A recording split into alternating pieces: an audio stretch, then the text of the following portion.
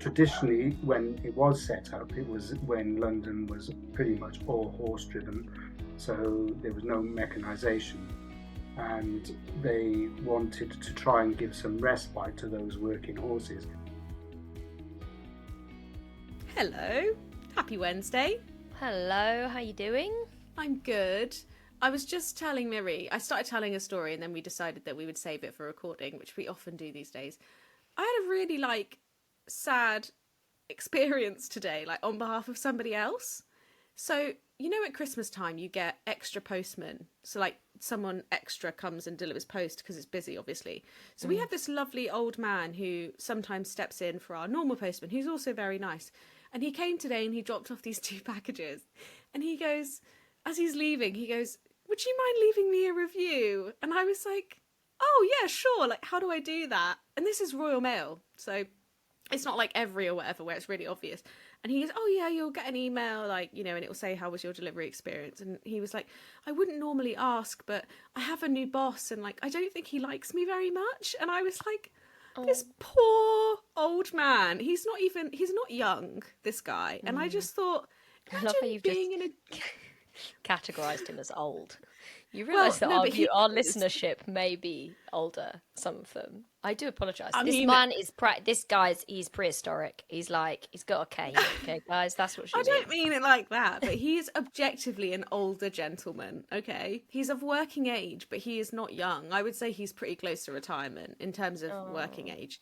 Yeah. And I just thought, what a horrible experience for this poor man who runs around delivering packages, worrying that his rating isn't good enough. It just really gave me Black Mirror, and I felt really horrible for him. So anyway, I have the window open and I'm going to give him a 5-star or whatever the top is.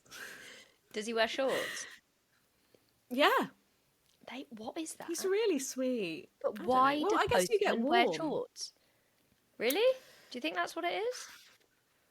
Well, no, because actually other delivery drivers don't wear shorts, do they? Not like DPD and Every. It's like a thing. It's it's kind of like Santa's elves. There must be it's like a rule. They're like, so when you go to Royal Mail School, here are your shorts, and then that's it. You wear. I think that's funny. I don't know. I've always wondered. Okay, here we go. Is anyone married to a postman, or is anyone's dad a postman? Can they tell us? Sorry. Or mum, a post lady. But I've never seen a post lady wearing shorts. They always wear trousers. It's a good point. It's a good point. Right. So anyway, if you have a post-human in your life, can you tell us why they wear shorts? One of the gardeners that likes jumping out of the hedge at me, out the yard, yes, he always wears shorts. And I said to him, I was like, "Why are you wearing shorts? It is really cold." And he's like, "Well, I just get hot." So maybe that is all it is, the getting in and out. I mean, getting in and out of a car is a bothersome thing. I would hate to be a postman. Not because I wouldn't like the kind of regularity of the job or the consistency of it, but getting in and out of a car all day, as that is your job. What is your job title? I get in and out of cars. No thanks. Yeah. That's a no. Although I will say, at least with the Royal Mail postman, they have their trolley. Well, ours do anyway. They have their trolley and they do a street or 2 at a time. Whereas if you work for Every or DPD, you're literally in and out, in and out, in and out, and people get annoyed at you because you're in the way. And I just feel like it's not a very fun job, is it? No, it's not. And also, I have to say, they are. I had this. Was it a new DPD guy? I can't remember. Anyway, he was like, "Oh, I'm new in your area." And I was like, "We get a lot of parcels to the yard because people often will, horses come from a long way away and they'll have things posted to them and all the rest of it. So I try and make friends with these people." And he was like, "Yeah, we get about 45 seconds per delivery." Shut up. Bear in mind, he's got to get through an electrified gate. We have proper electric gates that you have to press a button and it calls us and we open them. And sometimes they don't work. And then you've got to get up the drive. That's hard. I'm not surprised they always see him in a hurry. Anyway. Yeah. Just, that reminds me. Oh, good. We're going on further tangent. Sorry, but it is funny. It is funny. So every week when we record this podcast, the tool that we record it in gives us like edits. Like it's like, here's things I think that you like, social clips that I I know think what you'll this is like, like. and you can like look at them and then decide whether or not you like the clip. And there was one for last week's episode. There was like a pause. You won't have heard it because obviously our lovely editor edited it out. But there was a moment where Miri was on the phone to a driver for like 10 minutes, just being like, please don't leave with my parcel. wasn't Like, 10 you are minutes. so close. It Was wasn't. it 10 Sorry, minutes? maybe it wasn't quite. Well, no, Maybe it it probably felt wasn't. like 10 minutes. Felt like 10 minutes. I'm exaggerating. It was like 2. But anyway, Magic Audio or whatever the tool is had taken this and was like, this is a great hook for social. And it was just called Miri Tells the Parcel Delivery Man Not to Leave or something. And they literally clipped it out. It was hilarious. Anyway. Was it actually a So funny that's that. clip? Or it was me just was just you. exasperated Yeah. on the phone, like, no, you're very close. He's like, I can't see any houses. I'm like, yeah, there is a house right there. 10 seconds later, there's a house in front of him. He's like driving towards the house, like, no, there's no houses at all. I'm like, you drove past the house. Anyway, It was very funny. off to a random start. That was the first thing on my thoughts this morning. The second is just a question. And you must know the answer to this because I'm at my wit's end. I mean, that's a bit of an exaggeration. Me? But I'm Me certainly... or the listener? Yeah. No, I think you, Miri, you. Although maybe the listeners too. I have a pair of Rocal leather gloves. And I really, really like them. But I wear gloves all year round. Mm-hmm. And somewhere in the summer... This is not the first time this has happened. I obviously sweated in these gloves. And now when I wear them, my hands afterwards stink. And it doesn't matter how many times I wash them, like my hands, I cannot get rid of this horrible smell. And I've read that you're not meant to wash these gloves. So what am I meant to do about this? I have a job. I can't be sat here smelling like sweaty gloves. Help me. Okay. Are they actually leather, these gloves? Or are they like the Rocal plasticky, sort of fabricy feeling gloves? Please hold caller. I'm going to Google this. Because I'm pretty sure they're not leather. You just put them in the washing machine, you banana. It says not to do that. Okay, well, I do that. They're fine. I mean, to be honest, even if they're leather, they're no use to you if they smell horrific. So put them in the washing machine and hope for the best. Okay, I'm going to do that. Yeah, that's not good. Are they the ones that have like a flap that goes off the back of your hand? Yeah, the Velcro. And they're like brown and black. leather. Yeah, they're not leather. Mate, they were made in China. In a plastic warehouse. It said leather on the... Maybe. No, they're pleather. You know, they're pleather. Ooh, Plastic horrible leather. word, that. Ooh, I love the word pleather. But yeah, wash them, you smelly thing. Thank you. Thanks for releasing me from that bind. That's No good. worries. I can't believe how long have you been putting up with this? A couple of months. I just started like not wearing gloves to ride, which I really don't like doing. But I was like, I cannot go back to my desk because like I gesticulate when I'm talking, and I just get whiffs, and I'm like, this is just horrific. Oh my It's god! awful. I wear gloves all the time. There's going to be people. There's going to be like the outcry from the listeners is going to be like, I knew that Rhi smelled funny when I met her. Like, imagine. Just her gloves. It wasn't her, it was her gloves that she thought she couldn't wash. Yeah, wasn't me. Me and my, what is it, little shower. I'm really giving people a view into my hygiene. I'd like to state for the record that despite my baby shower, not baby wipe shower, and my gloves, I am a regular showerer, and I wash my hair, because I also said that I don't like doing that very often, but I would like to state for the record that I'm very clean. Okay? Good to know. Thank you so much for the update. How's other than this? Anything else to report on this week? Anything that you've had going on other than recovering from death virus?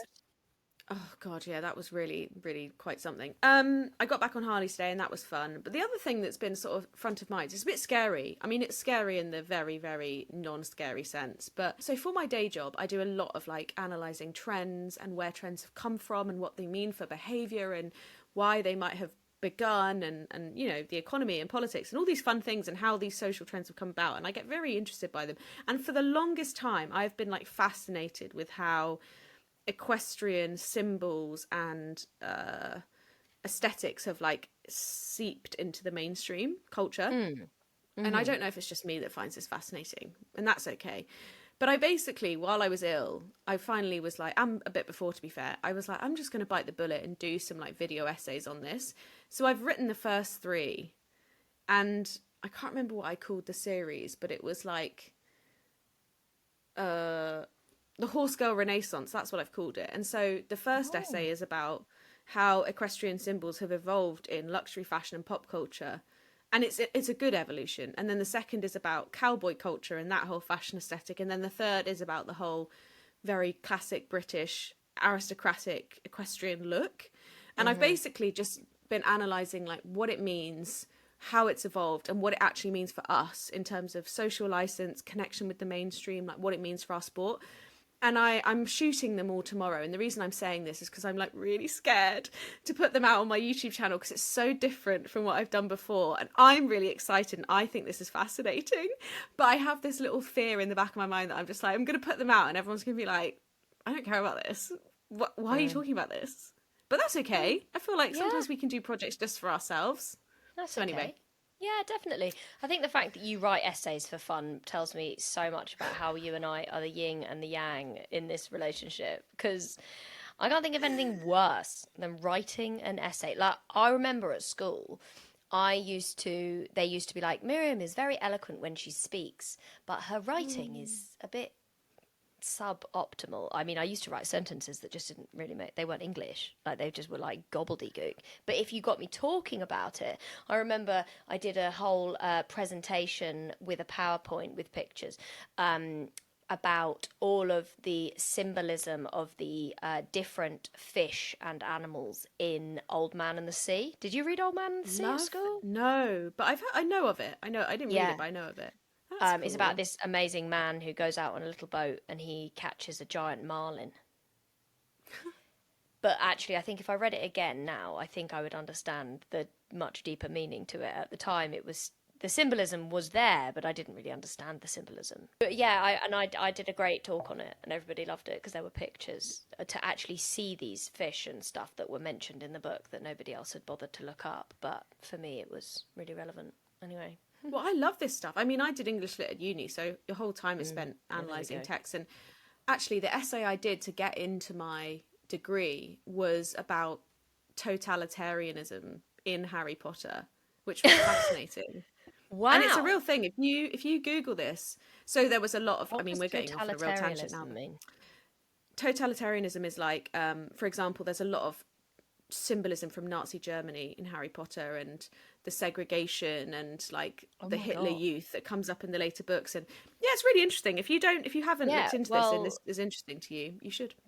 Does that make a bit more sense that when we've now heard a bit about J.K. Rowling's personal views on certain things, like she's got some fairly terrifying views.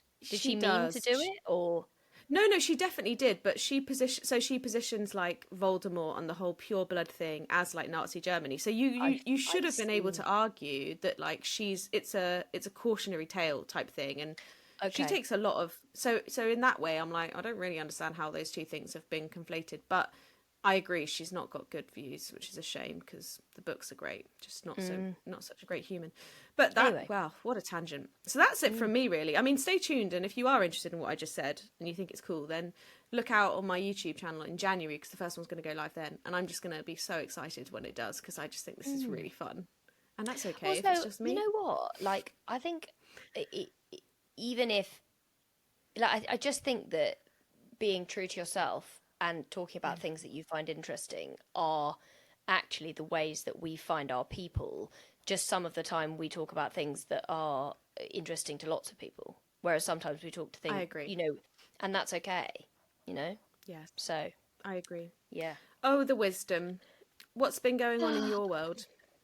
Well, we've had a bit of a cataclysmic event this week on the yard that I can't not talk about because I know that so many people will have been in this situation and it is devastating. One of our long-term livery horses, who I've spoken about on the podcast before, her name is Bee. She unfortunately suffered with very severe colic on Wednesday afternoon, and we could not save her. we took her to the vets, and when they arrive at the vets, they basically take a blood sample, and the blood sample was the levels were meant to be 1 or and 35 for her, like the two different things. One of them was lactate, and I think that's the 1, and it was, instead of being 1, it was 10. And then the other, in it should have been 35, and it was 65. So obviously it's hard to understand the scale of these things, but when we spoke to our vet, our everyday vet, he explained this is really uncommon that you see a horse this unwell. She was very, very dehydrated by this point. And bear in mind, she was out in the field at 4 o'clock, absolutely fine. By 4:30, she was down on the floor, covered in sweat, God. absolutely, completely beside herself in pain. We gave her painkillers. The farrier, no, the vet came and he gave her Buscopan to, reduce, like, as an antispasmodic, and he sent us to the vets. We travelled her loose. She lay down over and over. It was absolutely the worst drive of my life. It was an hour and a half, and it felt like 3 days. Every time I looked at the sat nav, it was a lot. Like it said, 45 minutes. I looked at the sat nav again. It said 41 minutes. I was like, how? How have I only been driving for 4 minutes? I feel like I've been driving for another hour. And it was just devastating. The whole thing. She was so loved. Her owner was with me, and I know every horse is so loved. I don't know, this horse was very connected to her owner. She has owned her for a number of years, and there was a lot of, like, reflection between the two of them about hard things when they were younger together, and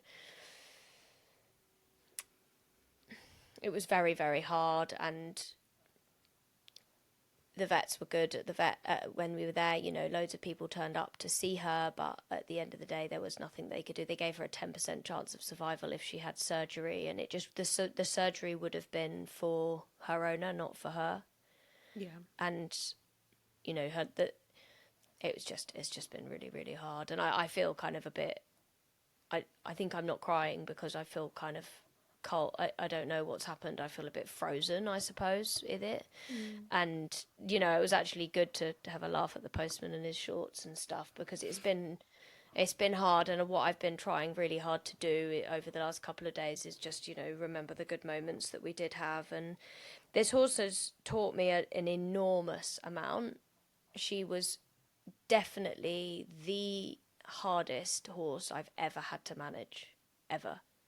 And we've had some pretty tricky horses. She had the worst separation anxiety I've ever seen. She was complicated in her body. She had colicked 10 times with us, and in a small way, she would get spasmodic colic, so she'd get trapped gas. And I spoke to the vets at the time because I said, why does this happen? And they said that basically it does just happen. There is sometimes no rhyme, no reason. Something just kind of goes the wrong way, and that is how it works, And I find that quite hard to come to terms with, because I'm quite like a pragmatic person in that way. I kind of want answers or reasons or to understand. I wonder if it was inevitable for her in this way, that this would always have been the thing that she struggled with. When she first came to us, she was really peculiar, and we took blood and we did all sorts of things, and we discovered that her liver was quite dysfunctional when she first came to us. And then we discovered that she has something called she had basically they call it bowel disease, like hindgut disease. And basically there's an area called the cecum, which is the kind of bit between the small intestine and the large intestine. And it was really scarred, so it was thickened. So there would have been times where things would have struggled to pass through that part of her, essentially. And the vets just said, in this situation, she was a big mare. She was an Irish draft, actually, but she had like this really big barrel, And they said that basically what would have happened is there's almost like too much space. So then things move around and then they can slip and flip and do all sorts of random stuff.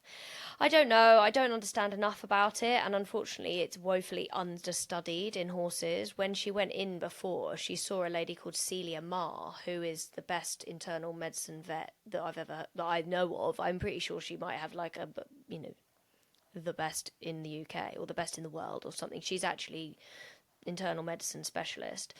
And she was saying, when we had all this discussion at the time about B, she said nobody knows.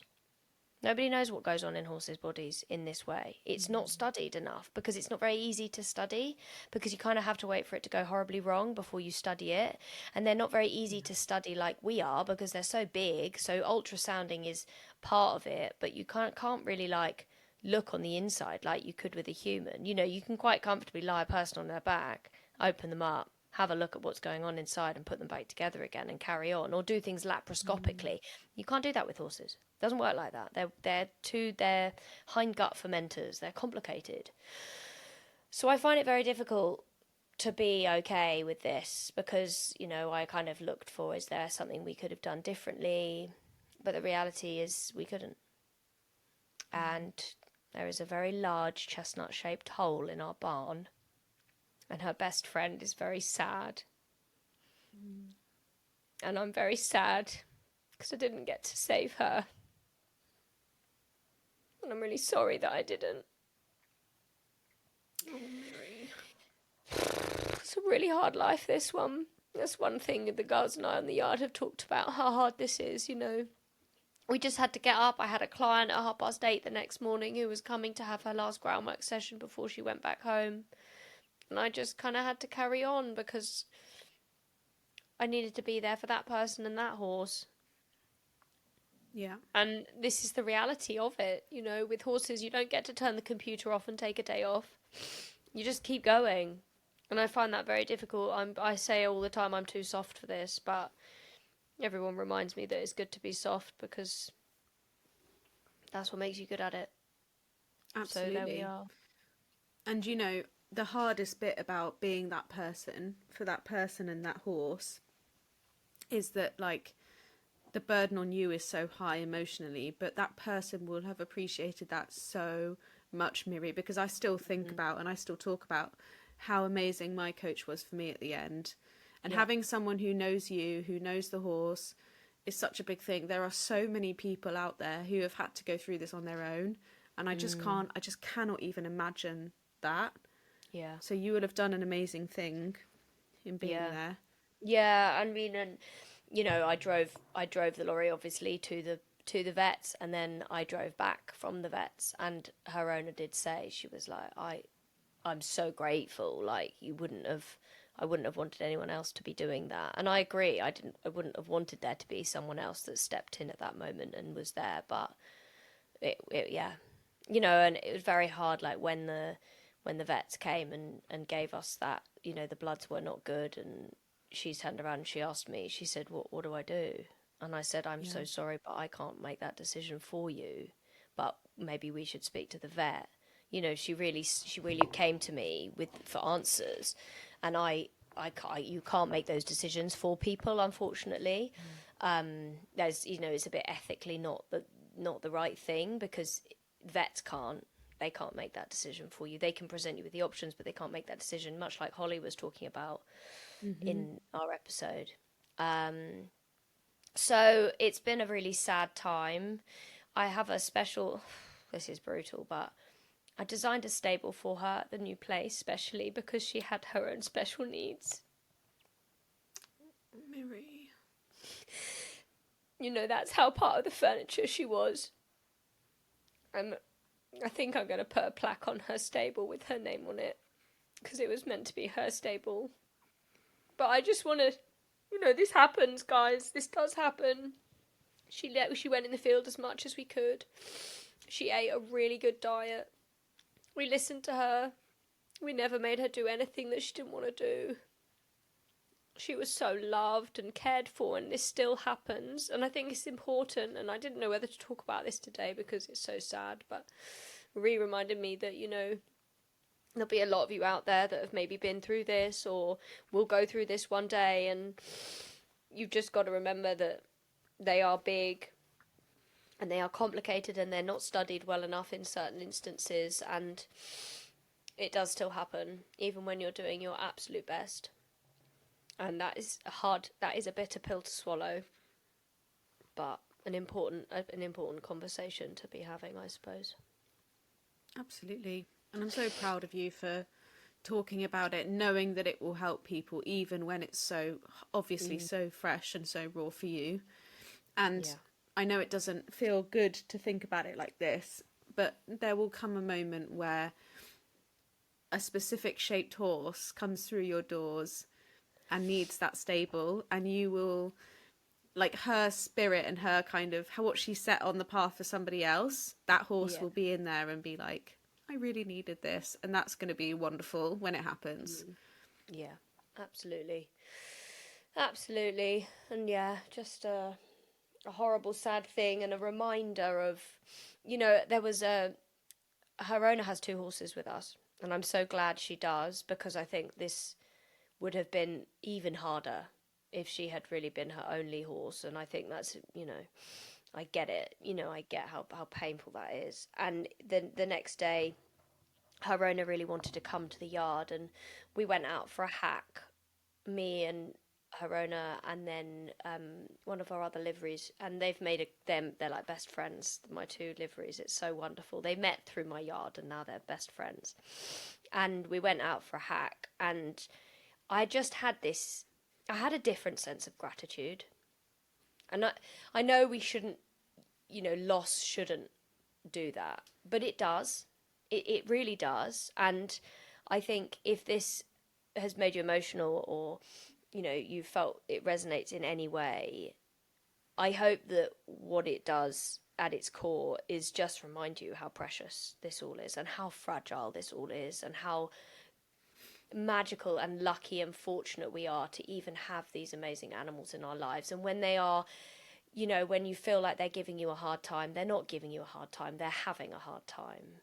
And if we can remember this, and we can give them grace and show compassion and gratitude and no frustration and no kind of, oh, just come on, just get on with it, you know, we just see them for a being, then I think that we can really, you know, we can really take something in these sad moments and let it carry us.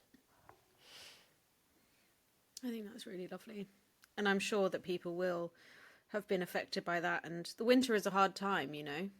The winter is a really hard time. It's easy to get frustrated or to feel like your goals, quote unquote, are slipping through your fingers. But to your point, just remembering that walking into your barn and seeing your favourite horse there, that is in itself such a gift, and Absolutely. And we shouldn't forget that. And the vets were saying, I said, I had a friend of mine lost a pony last week to colic, impaction, so different, and there was a potential that there was grass sickness involved, which is unknown at this point. But because of that, it's not like I've experienced more colic, or, you know, that I've experienced other horses with colic on my yard. But when I was in the vets, I said, have you seen a higher rate of colic recently? And they did say yes. They said they had. And we don't know why. Again, it's not easy to kind of suddenly make patterns in it. And they will study this kind of thing. Like, there will be records made at this time of year, and they will check with last time of year. There's more horses. But I had this, you know, I went on a talk with Westgate a while back, and they were saying that the rate of worming and worm egg counts coming back higher has been massively increased this autumn. You know, we don't know what the climate change has done. This summer was absolutely bizarre. You know, our horses are not used to dealing with completely scorched fields where they're having to graze every single bit of the grass up to the, you know, right up close to their droppings. That's the kind of the speculation is that's why there's a higher rate of worms this autumn, because of that this summer. And is this whole unknown new thing that is evolving of like, is climate change really going to affect the way we keep our horses and what we notice in how our horses are affected by that? And I just think we all need to keep our eyes open, read the articles, listen when there are scientists talking in Horse and Hound, and listening to a podcast like this where we have those people coming and talking about these things, and we've got to be aware of it, because Bee was a very, very sensitive horse. She had her own issues. She was, predisposed to colic, essentially. Why exactly, like pinpoint, we don't know, but probably the gut disease, probably the fact that she gets stressed easily with separation anxiety, all of those things. But I do believe that those things are all connected. If your horse has separation anxiety, they're probably out of balance in their gut. Despite our best efforts, we were evidently still in a difficult place. But, everyone's horses are going to be affected by climate change. And the more we bury our head in the sand and just keep overstocking or keep going in the same way, not looking at how we're doing things, I think we're going to see, we may see a more and more of this. Well, I also think it's a reminder. Well, it was a reminder for me as you were talking, and it might sound insensitive, and I don't mean it to. I just suddenly thought as you were talking, people have said to me in the past who have been through colic and had to make a split decision about surgery, not surgery. They've always said to me, like, you should know what you would do, or like what your parameters are. And I think I slightly bury my head in the sand, and I'm like, well, every situation is going to be different and blah, blah, blah, blah, blah. But, that's something that people have said to me is like, by the time it comes, you will have to make a decision. You have to know what you want to do, whether you want to do surgery or not. Well, that is very interesting you say that. The vets on Wednesday said when they have a good outlook prior to surgery, so if they have a good prognosis with surgery, they said they have about an 80% success rate now of horses returning to the life they had before, which to me feels like a far better statistic than I was expecting. I thought colic surgery is a last resort, and actually post colic surgery you're quite often going to end up with a big bill and no horse. But this surgeon I was talking to, she said, and I think, God, let's get some of these people on the podcast. Let's have these conversations, because these moments remind me that I speak to some people about this kind of stuff, but in these moments when you're really speaking to these specialists, we should be asking them if they would come and talk about it, because then we could all ask them all of these questions, and actually have a better knowledge of it so that we can help inform people, because these things happen. And like you say, you want to know what you're going to probably say in those moments. But what she said was, if when you get the blood back initially, and things are optimistic that the surgery has a good chance, then it is a much more viable thing to do. They're much better at it, she was saying now. The way they let them lie down and stand back up is much better. The way they do things is quicker, and they have ventilators now, which makes a huge difference. There's so many different things with modern science that have come from human to equine that now they are in a much better position to save horses. And I think that is important for people to hear, because I agree. You need a bit of hope, and in the rehab too. Hearing from people like Gillian, who presented at the Healthy Horse Conference, the way that they're changing how they think about rehab and how they structure rehab plans and what horses need. And that is only a good thing if we can get better and better. Because I do know horses who've really just not been the same after colic surgery. And that is just a very hard thing. So this is at least a message of hope. And like you said, yes, I'd love to get those people on the podcast, because you don't know you need these conversations until you need them. Absolutely. So yeah, there we are. That's where we're at.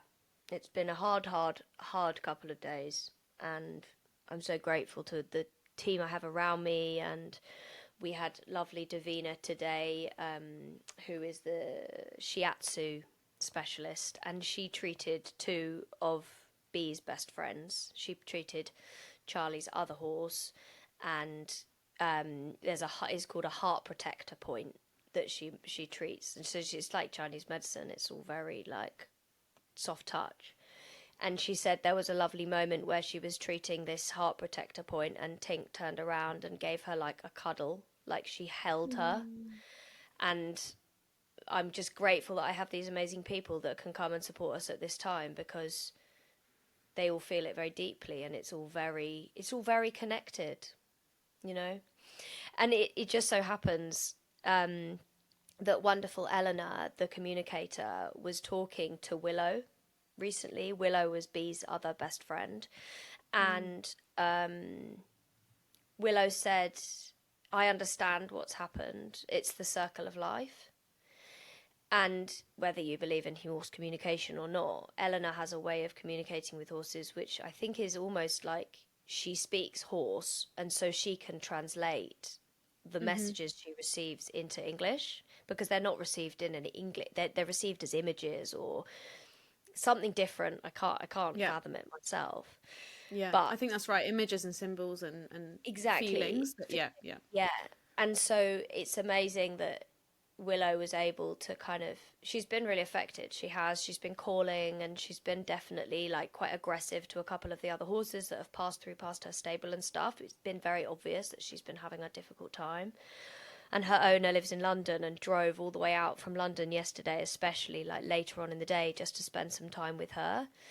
And it's just, amazing that Willow understood. She watched initially when Bee was really struggling, and then she just went back to eating her hay like they would in the wild. They would be there, they would stand guard as such when a horse was struggling or injured. And then the reality is they would start surviving again. They would start eating again. They would start doing things again. And they don't deal with things in the same way we do. They're more pragmatic. They are more like, okay, this is the circle of life. This is how it goes. This is what happens. And it's helpful to remember that when you feel very sad, because you can feel very sad, but also then you can remember that the natural world works differently than we maybe have remembered it, I guess. I hope this is an okay question to ask, and I feel like it will be. Is there anything that you do for horses like Willow where it's more complicated? You can't show them the horse, because sometimes, people say, let's show them that the horse is gone. The horse has gone to a hospital. Is there anything you do, or you say to your liveries, I think you should do X and Y for the next few days to help that horse when they've lost a friend?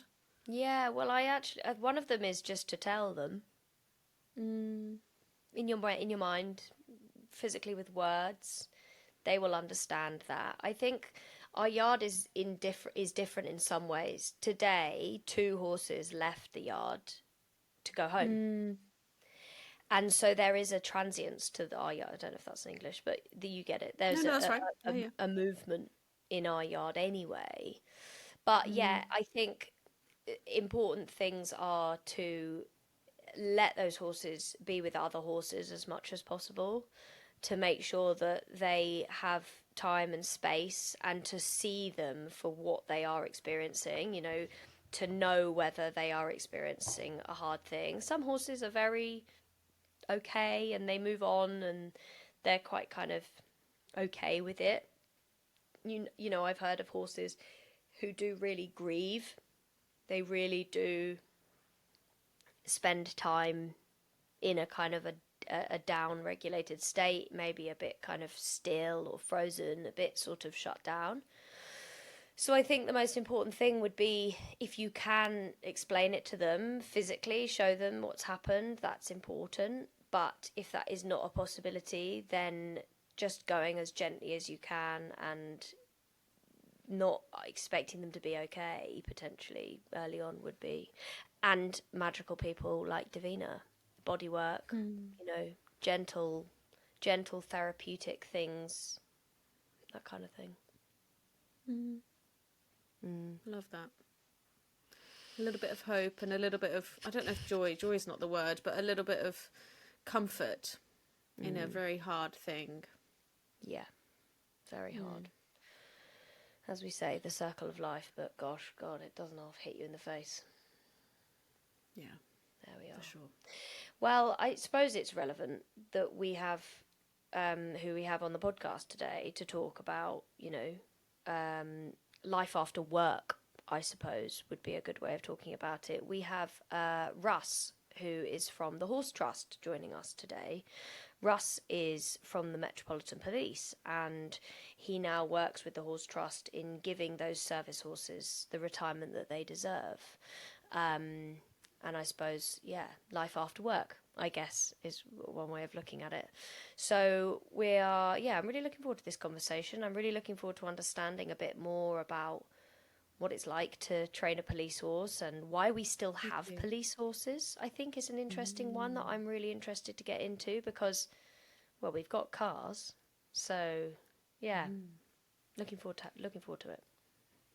Yeah, definitely. They have a bit of a magical presence, I think, is what he'll say, a bit of a specific task. But yeah, I'm interested in what life looks like for a police horse and then what life looks like in retirement, because the Horse Trust is really cool and we haven't had chance to go in person yet. So there's a lot of picture painting that I would like to do with Russ's help and for you. So yeah, looking forward to bringing him on. And here he is. Hey, Russ, thanks for joining us. Hi, Rhian. Hi, Miri. Welcome, and thank you very much for inviting me. Yeah, we had a little chat off camera or off recording about Wales, which was a wonderful way to start the conversation. All of our connections into Wales, because I heard your wonderful accent and felt like I was at home. So that was very nice. Great, can't beat God's own country. Exactly. So I wanted to start us off whether you could just give us a bit of an overview of your career so far and what you've done, and then we'll get into talking about horses in service.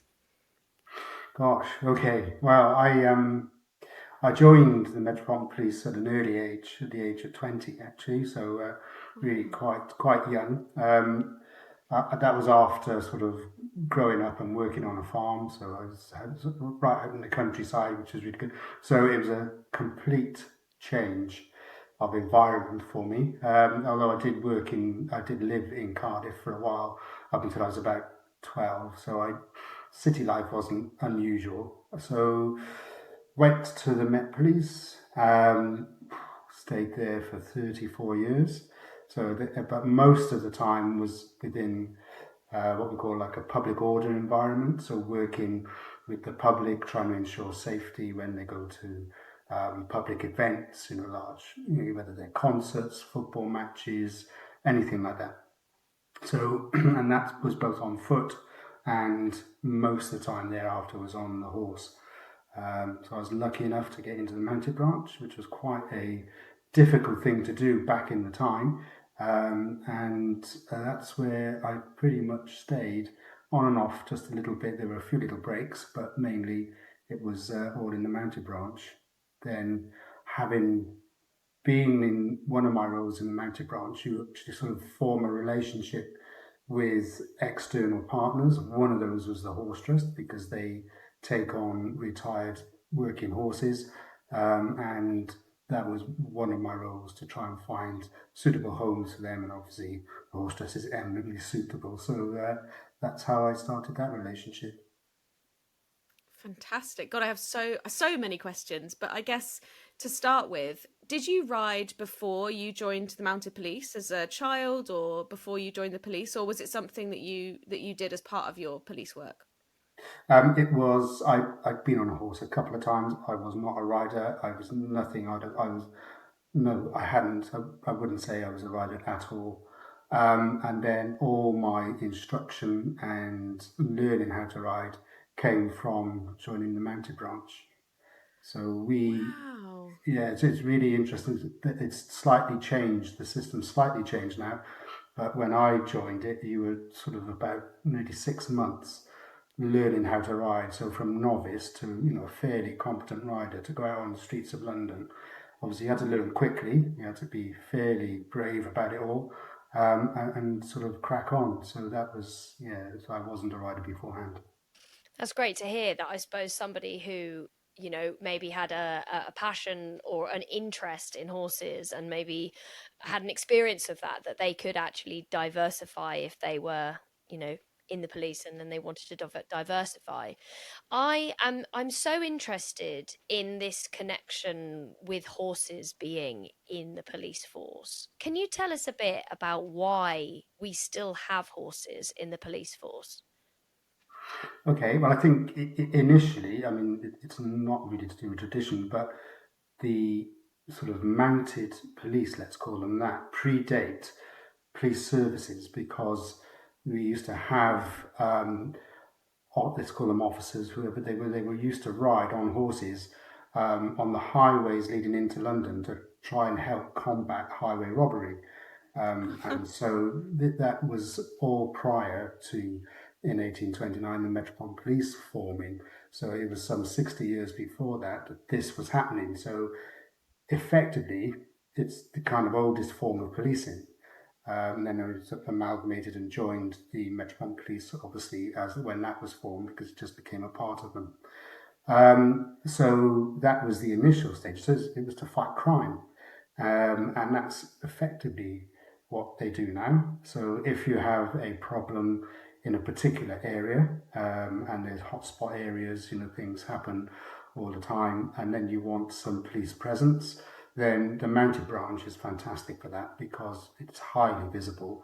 And the really good thing about it is so approachable as well as a resource within the police service, because I think, bizarre how it might sound, people don't really see the police officer. They see the horse and then they want to interact with the horse, and then you naturally start chatting to people. So it's a really great icebreaker, and a way of getting sort of to chat to the public. And they seem to do it really quite willingly and not. There is sometimes a stigma around police, and obviously talking to police and so on, but that doesn't seem to happen when you're riding a horse. It's really different. Mm. And so often police horses are used in riot circumstances. Is there an element of a kind of the presence of a horse is something that people would be quite kind of afraid of, I guess would be what I would say. They're very respectful of a person on a horse. The horses are very big and they have a bit, they are physically larger than those people who are maybe very emotively charged. And what does a horse do in that situation? Why do we still have them in that riot space? Well, I think obviously when you're dealing with any situation within the police service, there are a number of resources that you can utilize to help try basically to restore everything to normality and peace, because that is the ultimate objective. You don't want rioting, you don't want discord, within the community. You want everything to be calm and the king's peace now just pervade. So it's just they're a resource that you can use for that, and I think people do see the animals, like the horses, and as we said just now, they tend to kind of bring a bit of calm.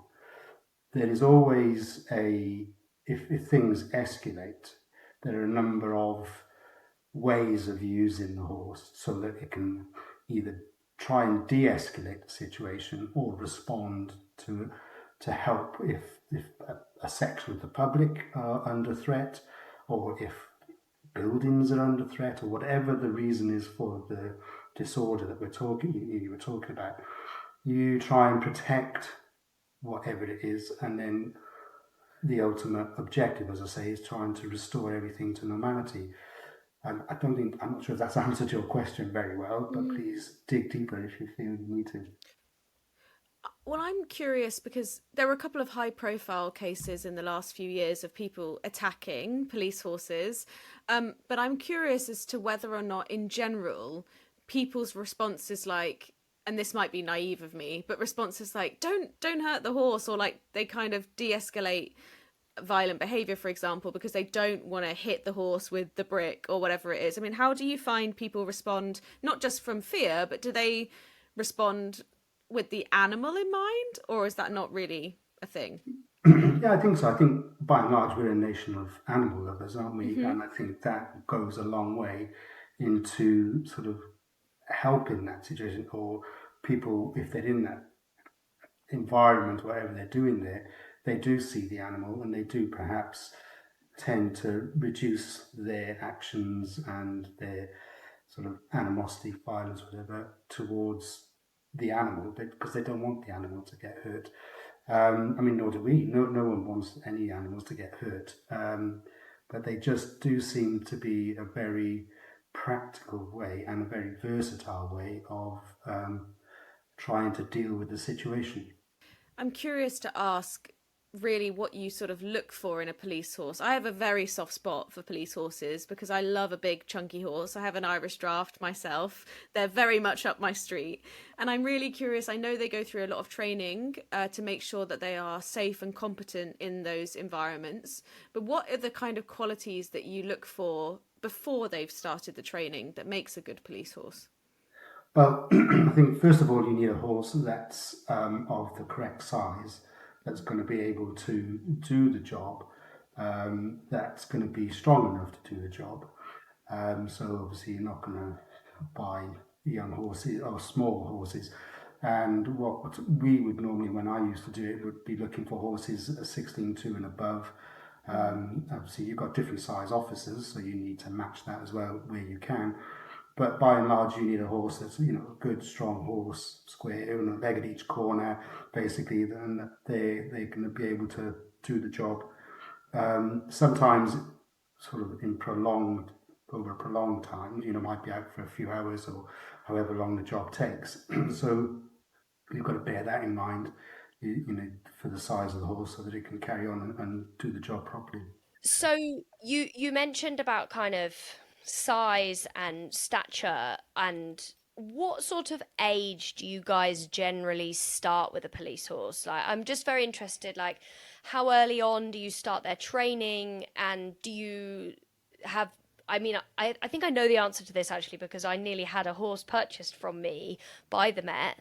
Um, Oh, Oh. brilliant. but you know the horse, Rhi. It was that lovely grey horse that Oh you my rode. gosh, yes. Oh, I nearly. Oh Yeah. well, I nearly purchased him myself, so I Yeah, can see the exactly. appeal. When was that? But yes, Two. That would have been 2 years ago. Oh, yeah, okay, that's just just over. that was Yeah. just after my time then. Mm. Yeah, there was a lady that I spoke to. We had a lovely Irish draft that had been with us on training, and then she came. We it never went any further because he had a bit of a nervous disposition. He really wouldn't have been suitable actually, but he looked like he would have been suitable. The type, Yes, he yeah. was the right type. So yes, can you talk to us a little bit about where um like where you want to start from, their age, that kind of thing? Well, obviously, you can't. If too young would be too much because obviously the horse is probably still growing a little bit. So if you're around about five-ish, that's not a bad age to try and start at, I think. And then you're taking everything as slowly as you can, as sort of, yeah, reasonably slowly as you can, because then by the time you've trained the horse, by the time, providing everything goes well, and it likes a job and accepts a job, then you've got hopefully quite a long length of service together with that horse. So yeah, it's around about five, and then when you're looking at the horse, you really want more so you find out when they're with you for the first sort of trial period, that they've got the right temperament for it, because you obviously don't want a horse that's not going to enjoy its job. You don't want them to Mm. be unhappy in their role, because that wouldn't be right, and then actually you probably wouldn't get the best out of the horse anyway. So that's just, sort of not the right way of doing it. So you check the horse is happy doing the job, that they're enjoying doing the job, and if that's the case, and they've the right stamp, and Irish draft is brilliant. They always seem to be a good sort of type for that role. So I feel like police horses, they know that they're police horses. They have that kind of policeman vibe. If I imagine, like, if I drew a policeman and it was, like with the old style hat and the kind of, like, he's got his belt done up tight and he's very kind of official kind of feeling. I feel like you get these police horses that stand there in the same way and they're kind of like, yes, I am very important and you must do as I say. And I love that there's this like very considered process that goes on when it comes to finding a police horse. And like you say, like, it's very important that they love their job. And I think that's lovely to understand that, there will be horses that wouldn't go through the process. And I'm aware that you have like a trial process, I think, where horses Yeah, that's correct. they come to you and they kind of go through some of the training so you can start to gauge whether they're going to be the right type or the right kind of. How long does it actually take to kind of get from 5 years old to I'm going to be at the front of a riot? Or is it kind of you have like a soft intro process where they are a police horse, but they don't have to do the hard jobs for a while? So the process, how it worked when I was doing it, I'm sure it's very much the same now, is that you would, like you say, when you were approached about your horse, always the difficult bit is the initial discussion, because you say, well, look, we think your horse, it looks a lovely type. We think it'd be great as a police horse. We would like to trial the horse for, say, 4 weeks, so that one, we know the horse is going to like it, because there's no point in, as we just said, putting a horse through something it doesn't like. So that negotiation is always very delicate, because no one likes to give up a horse for 4 weeks or whatever. It's their pride and joy. But what I can tell you is they are so looked after, which is, anything they need is there. The vet, if they need a vet for any reason, their accommodation is great, their feeding, so they're looked after, like sort of VIPs as they are. So you take that first 4 weeks and then you just introduce things very slowly. You might go into the riding school and you would just simply walk around the riding school as a new environment to start with, and then get them used to that. They would be in with another horse that we would say that, like, there'd be another experienced horse with them as well, so they can sort of show them the route and the path. Then you might just put some obstacles in there, then they just walk around some traffic cones, maybe some tarpaulin, and walk around it, and just generally just gradually build it up and add more things. And then you can, so the lovely thing was, when I was there, I had 4 trainers, and between them, they'd got like over 100 odd years of service, because Wow. when you add it all together, so they were experienced, and they would know very quickly if a horse was gonna make it or not, if it was the right type of horse, temperament wise. And then you'd either say, yes, that's great. And then after the 4 weeks, you'd be ringing the owner and say, look, we've had a lovely trial period. Obviously, we'd like to buy the horse, and, the agreed price, and go from there. If it doesn't, then obviously you have to ring up and you say, look, your horse is not really enjoying this. And as lovely as he is as a person, or she is as a person, they're just not enjoying this role, so it wouldn't be right to make them do that. So they obviously need another avenue for themselves, whether it be competition or whatever they need to do. But so they don't all make it. So you rely on that experience from those trainers, and then just watching them and seeing how they progress within that initial trial period. Then, sorry, this goes on. Oh, after we've done that, we go through the training process per se, because they're with us. They're our horse then, because we bought them, and then it could take any length of time. Usually 6 months is a good average with us, and they stay at the training centre for that. And the trainer that has them will just develop in a really sort of gentle way, and increase the level of nuisance that they would see.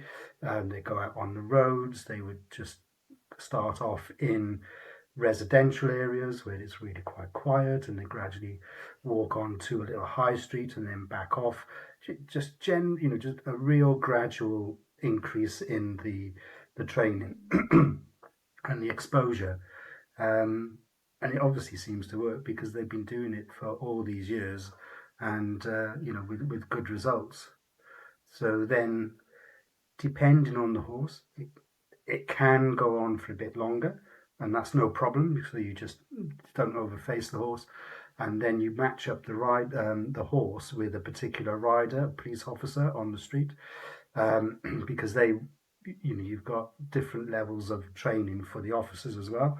So those that take on the young horses will have done more training and done more examinations, so that they can then they've got the skill set to be able to take that horse on and then develop it further on the streets of London to whichever stable it's going to go to. I think I've answered that. I'm not sure. Yeah, I think you've answered that one. That was brilliant. There were two things that you spoke about there, and two things came up for me. One, I'm going to ask you, you said it first, but I'm going to ask you second. But I wondered, Russ, was there ever in your time in the Met, was there ever a horse maybe that really stands out to you that was like this amazing police horse that you could maybe tell us about? I just think, I don't know. We have special horses in our lives, and I wondered if, as a policeman, you had a special horse in your life. Well, excuse me. I was lucky enough to have 4 horses that I had myself on duty, and then you're a partnership with that horse, so you ride that same horse all the time. So each of them they were all mares, by the way. Not that there's any relevance in that, but each of them was just super in their own way, and they all had their own characters. I could tell you about all of them. So my first horse was Olive, a grey mare, beautiful horse, Irish draft type horse, and she was just about 16.3, 17 hands, lovely, but a really good competition horse. And then years ago, we used to compete a lot. So when we did a lot of sports in the service, that's all gone now, but you used to compete against the army, the sort of cavalry, the King's Troop, all other forces that had their own mounted branches, and you'd compete at all different events, which was great. That had a really good sort of knock-on effect of improving your riding and so on. And then also for the horse, they'd been exposed to many different environments, which then was great when you put them back on the street, because they were, that they're just so experienced of different environments. So that was helpful. So she was really wonderful, and I was lucky enough to go to the Royal Tournament when that used to be at Earl's Court and compete with her there. And that the moment where you go into the arena on your own, and if you've done this yourself, I'm sure you, but you're standing behind the big doors, and then the doors open, and it's dark inside apart from the lights, and then the feeling that Olive, she just went, poof, right, we're going in, we're doing this, and she took me round the whole course, and I think she knew exactly what she was doing, yeah, that was really wonderful. And there are a number of other things like that. One, so that was Olive. Raisa was a bay mare, lovely bay mare, again similar size, and she would jig jog quite a lot, which was just her way of going, which wasn't a problem. But then when we were in one particular incident, we had a bit of a riot going on, but all of a sudden, when we turned the corner, you could see what was in front of you, and then she did exactly the same thing, just sort of, right, boom, we're working, what do you want me to do? And it was almost, and it sounds really corny, but you're just one, and you're just looking around, and whatever you wanted to do, she was there, and she was just doing brilliant. And that is just such an incredible feeling, and that's wonderful. And then the lovely black mare called Ebony, and she was a really chilled horse. so chilled. She was fabulous. And then I was able to ride her, believe it or not, around Glen Eagles because they had a G8 summit up at Glen Eagles a while Wow. ago, and then we took a number of horses up to help with that event. So that was quite a nice, nice little thing to tick off. And then I had a young mare called Eastcote Bay again, and she was a young mare, but she wasn't. She was great, really nice horse, but I don't think it transpires after the initial sort of thoughts that she would be okay. I don't think she was in the end with the job, so she seemed to dislike it quite a bit. So she got retired because we thought, no, it's not the right thing to do. So she um, left the service. But all of them were beautiful in their own way. Sorry, yeah. No, I love the way that you speak about them, and the way that I don't know why I was surprised, but hearing you talk about them as lovely people and all these lovely things that you'd expect from own like one-to-one owners. And sometimes I think of the police and the mounted police as kind of like being a bit detached and being like they're here for a job and that's it, and it doesn't feel like that at all talking to you. When you have horses in the Met Police, how long are their careers typically before they are retired to somewhere lovely like the Horse Trust? That really all depends. I suppose on average, it's around 10 years. That would be pretty much. I mean, it can be longer, and obviously could be shorter. So I suppose if they get sort of any physiological issues and stuff like that, then you would retire them as soon as you could, because you wouldn't sort of prolong a horse's working life if it wasn't the right thing to do. Mm. Everything is properly ethical and done professionally with the vet. So any issues are brought up straight away with the vet, and then we're acting on the vet's professional advice all around the welfare of the horse. So it can be sort of shorter and longer, um, just really depending on that. Can you tell us a bit, Russ, about the work that the Horse Trust does, and the kind of the life after the service? I suppose it would be lovely to hear about some of the stories. We've heard about we through the you guys supporting this season. We've learned about some of the wonderful horses that you guys have taken on. But yeah, can you tell us a bit about what it is that the Horse Trust does and why you've chosen now to work with them? So, excuse me. Well, the horse trust, as you know, it was set up purely to look after working horses, and traditionally, when it was set up, it was when London was pretty much all horse driven, so there was no mechanisation, and they wanted to try and give some respite to those working horses. In order to do that, they actually, Anne Lindo, who was the founder of the Horse Trust, had bought some land and her and some friends and some horses, and they would find some of the most needy cases and then ask or offer to take that horse to respite in the field, but so that the owner wouldn't lose their sort of income, because there was no social services at the time, and you had if you didn't have your horse, you weren't going to put food on the table. They would lend one of their horses to that person. So that was clearly much more palatable than anything. So they did that, and then after a few months they would return the horse and so on, and that's how the whole thing worked. Now, obviously, most of the working horses are the police horses, the military horses, um, the Royal Household horses, and also riding for the disabled. So those are the sort of groups that we get horses from now. So when they come to the end of their working life, they still obviously have got a lot of life ahead of them in terms of a retirement, and so we offer that to those horses.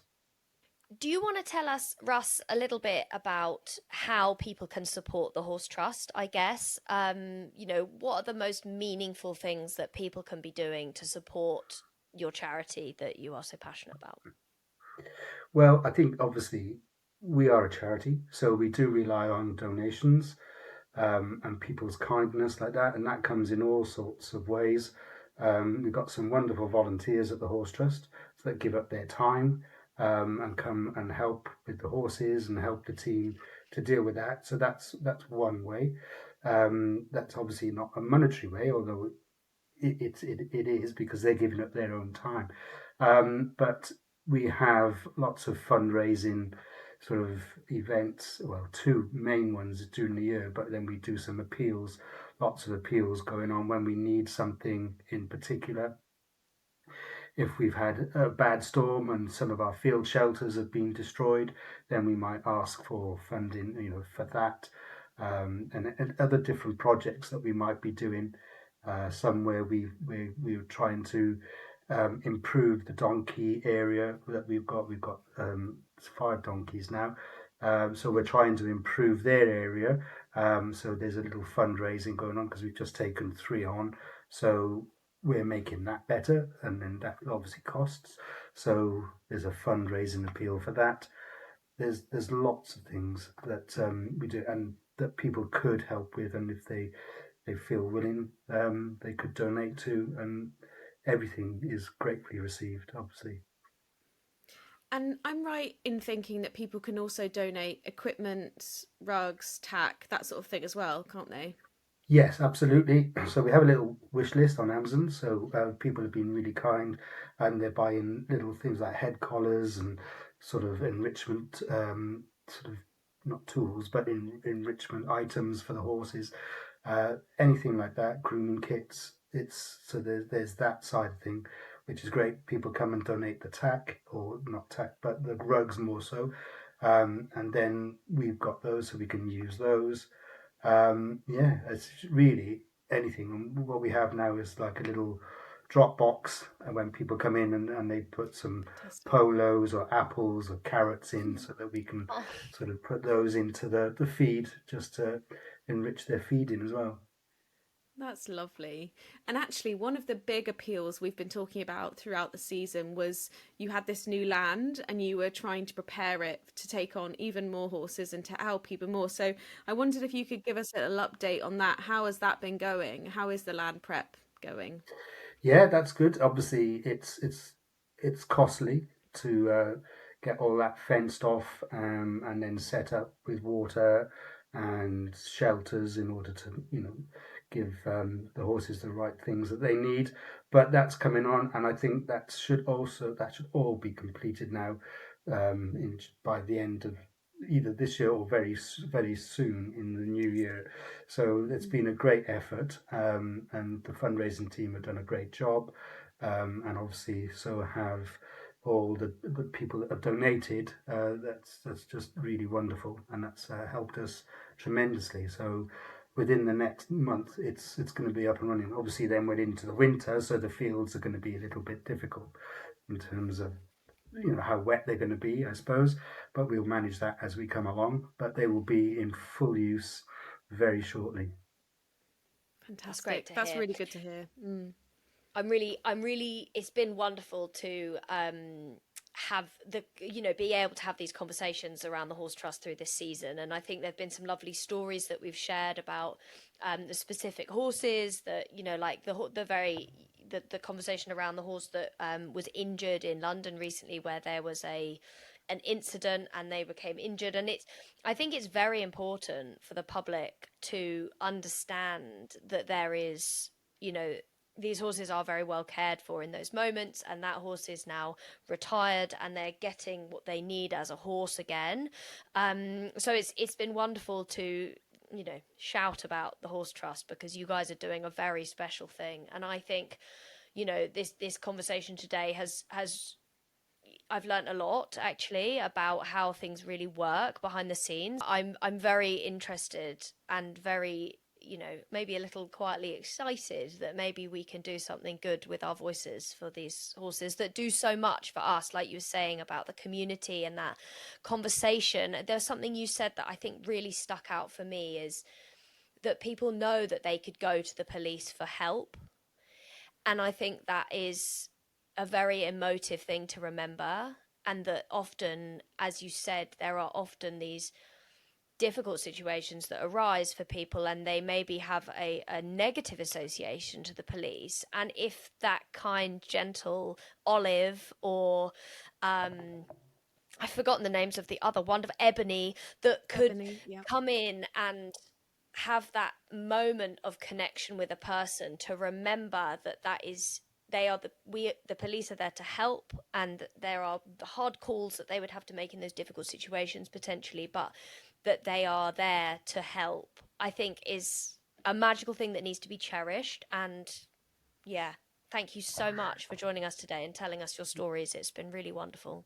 No, it's been a pleasure. I think you're right, Miri. It's some often, obviously, the police are seen as as well, they have to deal with anything that comes along, but they're there to help people, and victims of crime, which is another area that we were quite good with. So if we had some victims of crime used to come in, and if the station was attached to a stable, then we would get that victim of crime. They would come and maybe want to come and see the horses, and then they would have this lovely sort of moment with the horses, because they're all very friendly, and they want to be stroked and patted, and then and that, I think, really helps the victims every now and again. When that happens, it's just another thing that we can do, which is, I think, goes unseen, but it means so much to that individual person. Thank you so much, everybody, for listening to this week's episode. If you would like to support the Horses Trust, we will add all of the information in the show notes. And if you can do nothing more than go on their website and see the wonderful work they do, then that would be greatly appreciated. We will see you for the last episode of season 4 next week. Thank you so much for listening, everybody. Goodbye for now.